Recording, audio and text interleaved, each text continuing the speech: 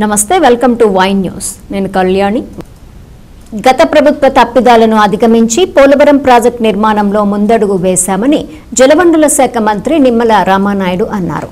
Irrigation సలహాదారు ఎం Venkateswararao, EN నరసింహమూర్తిలతో కలిసి Rajahmundry cotton guest house లో పోలవరం ప్రాజెక్టు ప్రగతిపై మంత్రి సమీక్షా సమావేశాన్ని నిర్వహించారు. సమావేశం అనంతరం మీడియాతో మాట్లాడిన రామానాయుడు పంపు నిర్వాసితులకు కూటమి ప్రభుత్వం ఆర్థిక ప్యాకేజ్ అందించడంతో పునరావాసంపై ప్రత్యేక ఫోకస్ పెట్టామన్నారు. నిర్వాసిత కాలనీలకు అన్ని మౌలిక వసతులు కల్పిస్తామని చెప్పారు. పోలవరం పనులు శరవేగంగా జరుగుతున్నాయని మంత్రి చెప్పారు. మీరు చెప్పినట్లుగా ఎవరైతే నిర్వాసితులు ఉన్నారో మొన్ననే మీరు చూశారు.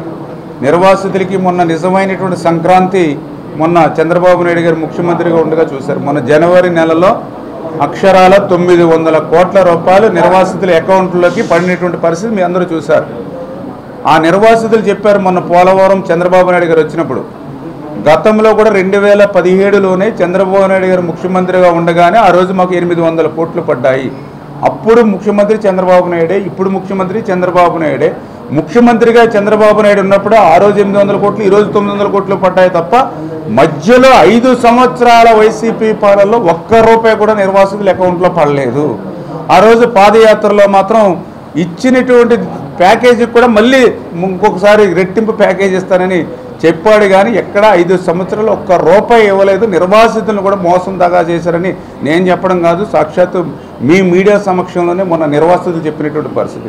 అందుకే ఈరోజు కూడా మేము ఎవరైతే ఆ నిర్వాసితులకి ఆ యొక్క ప్యాకేజ్ ఏదైతే అమౌంట్స్ అకౌంట్లో వేయడమే కాదు, వాళ్ళ కాలనీలు ఏవైతే ఉన్నాయో ఆ కాలనీలో బ్యాలెన్స్ వర్కులను కూడా మళ్ళీ టెండర్స్ పిలిచి, ఎందుకంటే 2019కి ముందు ఉన్నటువంటి టెండర్స్ అవి మధ్యలో 5 సంవత్సరాలు ఎక్కడ పనులు చేయకపోవడం వల్ల మళ్ళీ ఆ కాలనీలన్నీ కూడా నిర్మాణం చేయడానికి పాత ధరలకు వాళ్ళు పనిచేసే పరిస్థితి లేదు కాబట్టి అవన్నీ రద్దు చేసి ఇప్పుడు టెండర్లు కొత్తగా మనం పిలిచి అక్కడ కాలనీలు ఏదైతే బ్యాలెన్స్ ఉన్నాయో మౌలిక వసతులు ఉన్నాయో అవన్నీ కూడా పూర్తి చేయాలని, అవి కాకుండా ఇంకా రిమైనింగ్ అంటే బ్యాలెన్స్ గుర్తించాం.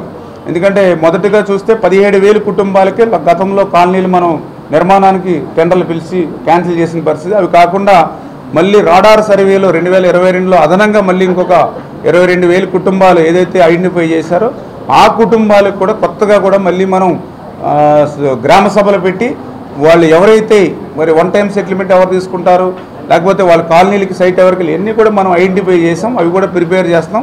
అవి కూడా రేపు టెండర్స్ పిలుచుకుని మొత్తం 38,000 అంటే ఫస్ట్ ఫేజ్లో ఏదైతే మనం ఫస్ట్ ఫేజ్లో 38,000 నిర్వాసితుల కుటుంబాలకి కూడా వాళ్ళకి అందవలసినటువంటి సాయం కానీ వాళ్ళకి అందవలసినటువంటి కాలనీల నిర్మాణం పూర్తి చేసేటువంటి విధంగా ఒక సమగ్రమైనటువంటి ఒక లక్ష్యం కార్యాచరణ పెట్టుకుని అది కూడా ముందుకెళ్తుంది. ఓకే, దాని గురించే కదా ఏదో ఒక రకంలో, ఎందుకంటే 5 సంవత్సరాల వాళ్ళ పాలనలో ఒక చొక్క నీరు లెఫ్ట్ మెయిన్ కెనాల్లో పానివ్వలేదు. కానీ ఈరోజు ఇన్ని కష్టాల మధ్య కూడా వచ్చినటువంటి 10 నెలల్లోనే మేము ప్రయత్నం చేస్తూ ఉన్నాం. ఖచ్చితంగా ఏదైతే పోలవరం ప్రాజెక్టు ఎందుకంటే 27 డిసెంబర్కి అనుకుంటున్నాం కాబట్టి ఈ లోపుగా ఏదైతే పుష్కర ఎత్తిపోతల పథకం ఉంది, పురుషోత్తం ఎత్తిపోతల పథకం ఉంది, ఈ 2 ఎత్తిపోతలకు సంబంధించి 5,000 క్యూసెక్కులు మోటార్స్ తోడే మార్గం ఉంది. కానీ ఇప్పుడు ఏదైతే మనం ఉపయోగించుకుంటున్నది కేవలం 2,500 క్యూసెక్కులే. అంటే మిగిలిన 2,500 క్యూసెక్కులకి 3,000 క్యూసెక్కులకి సంబంధించి మోటార్స్ కూడా ఖాళీగా ఉన్నాయి ప్రజెంట్. అంచేత లెఫ్ట్ మెయిన్ కెనాల్ మనం పూర్తి చేసుకోగలిగితే ఈ లోపల వరద జలాలు ఎంతవరకు వస్తే అంతవరకు మేము చూస్తాం. లేని పక్షంలో ఏదైతే ఈ పుష్కర పురుషోత్తంపట్నం ఎత్తిపోతల నుంచి కూడా ఈ వాటర్ని అంటే ఈవేళ పట్టిసీమ నుంచి ఏ రకంగా అయితే మనం ఎత్తిపోతల ద్వారా కృష్ణా నదికి నీళ్ళు ఎట్లా తీసుకుపోతూ ఉన్నామో అవసరమైతే ఆ మాదిరిగా పురుషోత్తంపట్నం పుష్కర నుంచి కూడా ఎత్తిపోతల ద్వారా కూడా ఈ లెఫ్ట్ మెయిన్ కెనాల్కి ఆ పోలవరం నుంచి నీళ్ళు వచ్చేలోపుగా ఈ వాటర్ని కూడా డైవర్ట్ చేసుకోవాలనేటువంటి విధంగా అంటే ఇట్లా బహుళార్థకంగా ఆలోచన చేసి పనిచేస్తాం. Thank you.